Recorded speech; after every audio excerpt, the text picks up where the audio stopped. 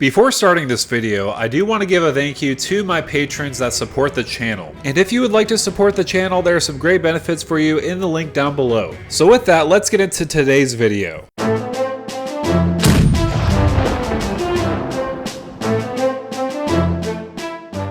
Hey, what's going on YouTube? This is Devin coming back at you with another video today on Pub Stomp MTG. So there's a lot of fun and interesting new legendaries in this set. It's kind of overwhelming to see how much legendaries that are pretty unique in this set. However, I wanted to kind of do a little bit of a secret commander deck tech. But there was one character that did catch my attention, and that's the Grim Captain. So mainly I wanted to build this secret deck around him because it looks like Davy Jones, let's just be real. I feel like the theme around this is basically going around the Grim Captain. So Throne of the Grim Captain is a very interesting card for 2 mana. It's a legendary artifact. Notice that it's not a legendary creature, so we can't make a deck tech out of it. However, again, it's going to be the secret commander of the deck, or what we're trying to accomplish with the deck is by flipping it over. So it does have that ability of milling 2 cards by tapping it. Also, you could craft with a dinosaur, a merfolk, a pirate, and a vampire for 4 mana. So basically what craft reads is you pay 4 mana, exile this artifact, exile 4 other cards among permanents you control or cards in your graveyard. You return this card transformed under its owner's control, craft only as a sorcery. So of course you kind of have to fill that stipulation of having a dinosaur, a merfolk, a pirate, and a vampire in your deck. So that's very flavorful because Ixalan, that's what it's all about.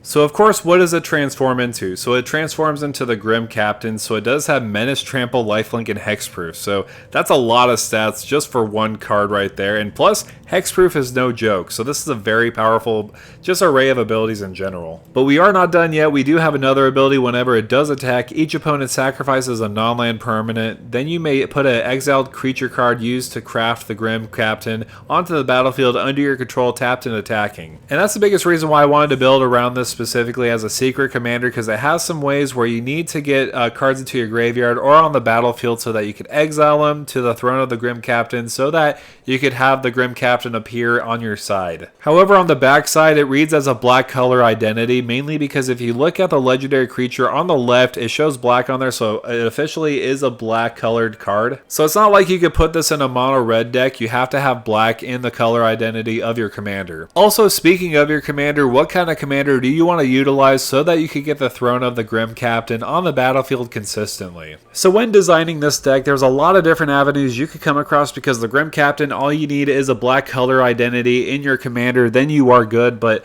I feel like I had to have a little bit more thematic choices. So for example, I thought of Francisco Foul Marauder as a partner. So just to get the elephant out of the room, of course, yeah, Francisco is a really cool card. I love it a lot because it's just a talking bird pirate. What more can you want? For 1 and a black, you do have a bird pirate, and it does have flying. Francisco Foul Marauder can't block. Whenever 1 or more pirates you control deal damage to a player, Francisco explores. And actually, that's the second biggest reason why I decided to make this the partner commander, is that explore ability. Explore is a great mechanic for this type of deck because you could either put a land into your hand or you could put cards into the graveyard like merfolk, dinosaurs, pirates, or vampires. So I feel like Francisco does have great utility with that ability alone. Plus, the more you do explore with Francisco, the bigger it will become by putting more 1/1 counters on it, and could be a lethal threat potentially. Also, Francisco does have partner, so we could partner it with another commander. I thought of partnering it with another pirate. However, for this deck, I feel personally that it needed more than just one color combination, for example, with Malcolm or even Breaches. So that's why I decided to partner Francisco with Thrasios Triton Hero. So I know Thrasios is known to be a CDH staple and an infinite mana outlet, but the main reason why I added him was due to the fact that he does have green and blue in his color combination, so we're going to be in Sultai colors, and on top of that, he is a merfolk. We already have half the stipulations of the Grim Captain in our command zone. So that's mainly the big reason why I added Thrasios Triton Hero, is mainly for those colors and the creature type with Francisco. I feel like Francisco is going to be the engine going for our Grim Captain so that we could put more cards into our graveyard so that we could craft later on. So before I do go into the creature types, I do want to focus on thematic choices that actually work very well for the Grim Captain.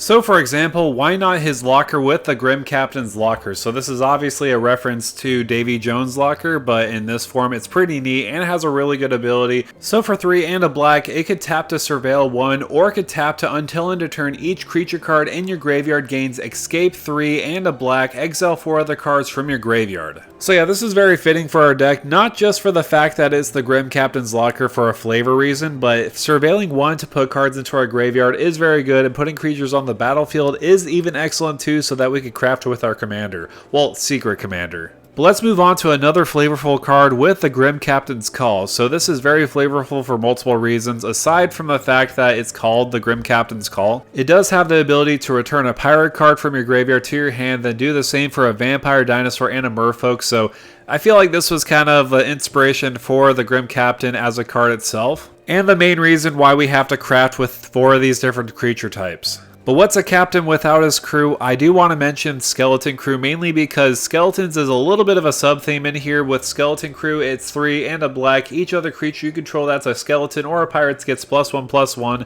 Also, whenever 1 or more creature cards leave your graveyard, you create a 2/2 black skeleton pirate creature token. This ability triggers only from the battlefield. Plus, you can pay 5 and a black, return Skeleton Crew from your graveyard to the battlefield tapped. So what I do like about this is the fact that it is a pirate generator having that ability. Plus, when we do craft with cards in the graveyard, they're technically leaving from the graveyard, so we can make more skeleton pirates on the battlefield too when we craft with our secret commander, Grim Captain. And the last card I do want to mention is more for a personal reason, is I wanted to have a skeletal swarming deck for such a long time. I feel like this is the opportunity with the Grim Captain. So for 3 black and a green, each skeleton you control has trample, attacks each combat if able, and gets +X/+0, where X is the number of skeletons you control. And at the beginning of your end step, create a tapped 1/1 black skeleton creature token. If this creature died this turn, create 2 of those tokens instead. So this is a great anthem for all your skeletons, whether it's your skeleton crew, your Grim Captain, or even skeletons you're making. It doesn't have to be just a complete skeleton theme, because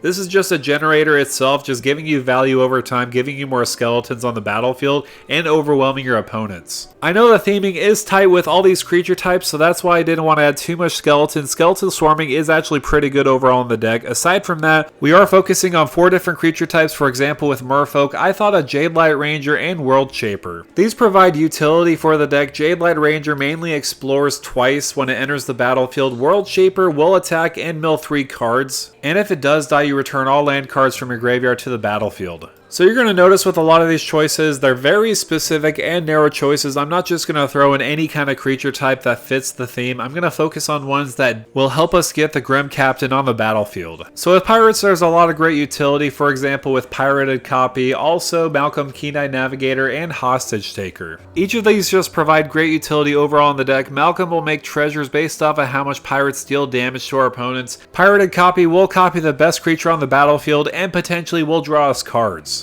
Aside from that, we do have some great utility pirates. For example, with Twilight Prophet, Mephidros Vampire, and Bloodghast will help us get the job done too. We could get some life gain and life loss for our opponents, and potentially get a card in our hand when we have the City's Blessing with Twilight Prophet. And Bloodghast could be a constant way we could get a vampire on the battlefield so that we could craft with our commander. But I will say Mephidros Vampire is absolutely excellent in this deck, mainly because each creature you control is a vampire in addition to its other types. It has that other ability, but I'm not focused on that. Having other creatures on our battlefield become vampires is great, because say for example we don't have any other vampires we want to sacrifice, we could just have a dinosaur become a vampire with Mephidros Vampire. So for me personally, this is a very clear include. Also, speaking of dinosaurs, I do want to mention a couple like Rotting Regisaur, Rampaging Spiketail, and Nurturing Bristleback. So obviously with Rotting Regisaur, you get a 2 and a black for a 7/6. That just by alone is crazy stats. Also at the beginning of your upkeep, you discard a card.